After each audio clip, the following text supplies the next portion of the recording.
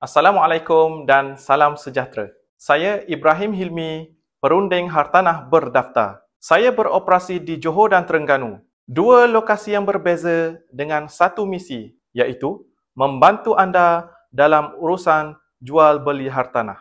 Saya berasal dari Terengganu dan pernah berkhidmat dalam perkhidmatan awam selama 5 tahun. Dan kini saya fokus sepenuhnya kepada bidang hartanah.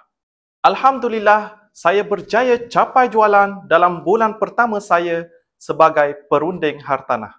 Dan selepas itu, hanyalah angka demi angka.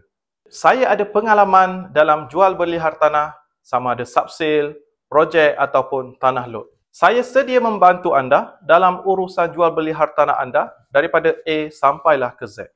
Tugas saya hanyalah satu, iaitu memudahkan urusan anda sama ada anda pembeli ataupun anda penjual.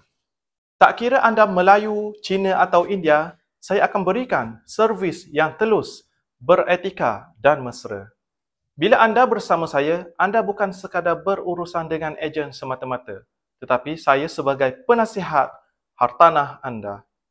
Saya percaya komunikasi dan kejujuran antara ejen dan pemilik ataupun pembeli adalah kunci kejayaan. Jadi, jika anda sedang mencari hartanah di Johor dan Terengganu, boleh hubungi saya sekarang. Nama saya Ibrahim Hilmi. Saya di sini untuk memudahkan urusan jual beli hartanah anda.